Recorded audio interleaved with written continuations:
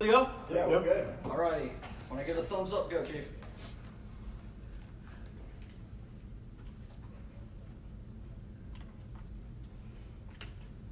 Thanks for coming this afternoon. I want to update you all on a follow-up from an investigation that we've been working since back in March. Back on March 24th, we had a victim of a heroin overdose. Miss Samantha Stuffinzak, 22 years old, female, overdose as a result of ingesting opioids. She had an addiction problem, and we were able to track down who the drug dealer was that sold her those drugs. And actually today, we were able to get a warrant, indict him for first-degree murder. So this is pretty huge when you think about it. We were able to track the drugs back to the dealer and make a case on him of first-degree murder. This is the second time we've done this in the last couple of years, and hopefully we'll get more of these type cases. We got to go after these drug dealers. We got to hold them accountable, and we got to stop them from putting this poison on the street and get closure for these families and these victims. Just because she had a drug problem doesn't mean she deserves to die. And I'm very happy and very proud of my detectives for all the work they put on this case. The suspect's name is John Mai. I'm sure you're familiar with him. He is a habitual criminal offender. He's 20. We locked him up on April 26th. Back then, he sold undercover fentanyl, which he purported to be heroin, to an undercover officer, and we were able to charge him with that. So he's been in jail. As we follow up on this with Mai in jail, we're not going to be able to release the charging affidavit at this time. It's still an ongoing investigation. There's some stuff that we're still following up on. Also, our computer system is not working right now also. His criminal history, he did a 9-year prison sentence for vehicular homicide. He was released in January of 2019. Okay, he gets out in January 2019, and he was arrested 5 more times since January 2019. He led us on a couple high-speed pursuits. Most of his charges are drugs. He's a drug dealer. He's a typical drug dealer, criminal, that doesn't know anything else to do but do what he does best, is commit crime, and he's never going to change. So hopefully, with this charge plus all the other pending charges we have on him, we can keep him in jail for a long, long time. The last time that we had a grand jury, I told you this was our second one. The last time was a similar case, was back in August of 2018, and that case involved a Justin Torrance, and it was from an overdose that was dated back to October 2017. So I have his mugshot here, which I'll be able to show you if you want to take a look at it. John Mai. Chief, do you know how he's getting these drugs in and where they're coming from? Well, that I don't have information at this time, and a lot of this stuff is ongoing still. He's been on our radar for a while. Like I said, he just got out of jail back in January, and since then he was arrested 5 times. So we're in July?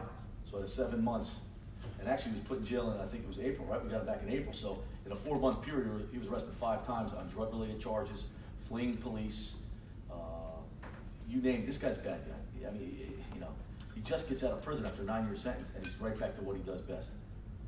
But you know what? It's not his best because he's in jail now, and now he's got a murder charge, and he's not gonna be able to get out on that one. So I think this is great for the family, because these drug addicts, they're really victims. Nobody wakes up in the morning and says, "Hey, I want to ingest some heroin and die." It's a sickness. It's a national, international problem. The uptick in opioid overdoses is huge around the country.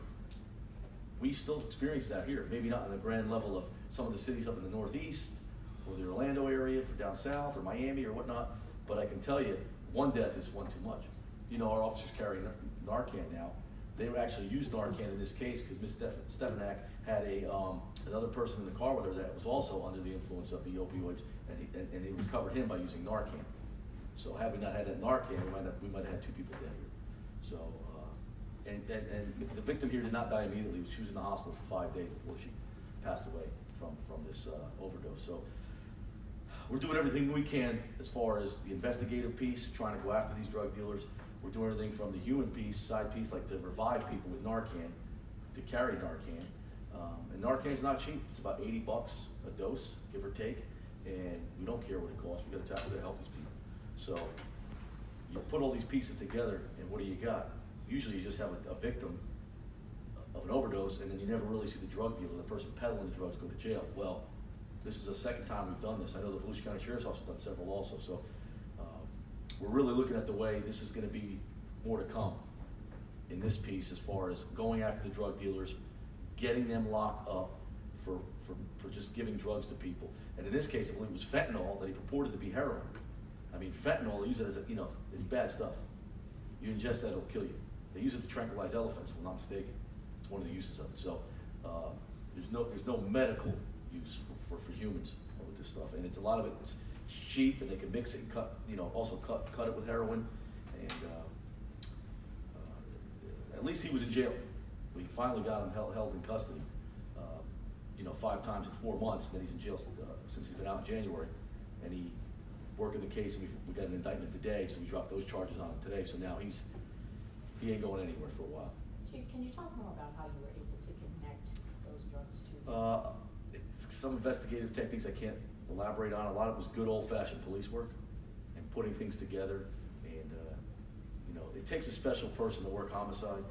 It takes a special person to work narcotics. They're not easy cases. They're sometimes complex. A lot of work goes into these cases to get these indictments, especially one where how do you make that nexus back to the drug dealer. So they're difficult to make, but very rewarding from the fact that you can go back and call the family now and tell them the person that gave the poison to your loved one, that caused your loved one to die, is in custody, and he's going down for first-degree murder. That gives them some closure, I think, instead of knowing that their loved one wasn't just well, that's a drug addict. We don't care. Well, we do care, and we care about everybody's life, regardless of what you do or what. We don't judge people here. We're in the business of saving lives, fighting crime. That's what we do, and number one being saving lives. So unfortunately, we were able to save her life that day, but we were able to at least get the person who was responsible for taking her life in custody.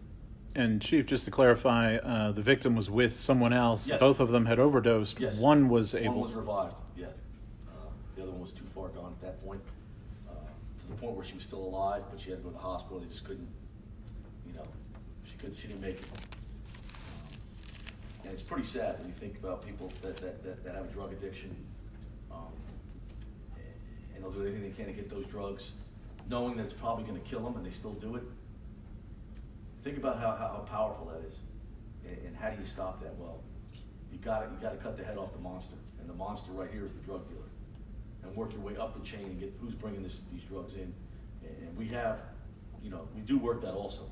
So I'm very proud today to say we were able to do this, and hopefully we'll get a lot more of these. Hopefully we won't have any more overdoses, but if we do, hopefully we'll be able to at least get these drug dealers up the street and send a message that if you come here and sell drugs, and your drugs kill somebody, regardless, you're going to jail. We're going to do everything we can. We just don't stop and say, all right, well, it's an overdose, move on. No, it's a human life that was taken, and now we're going to find out who caused this issue, and we're going to hold them accountable and get them locked up. So I think we did a great job here today. I'm proud to report that today.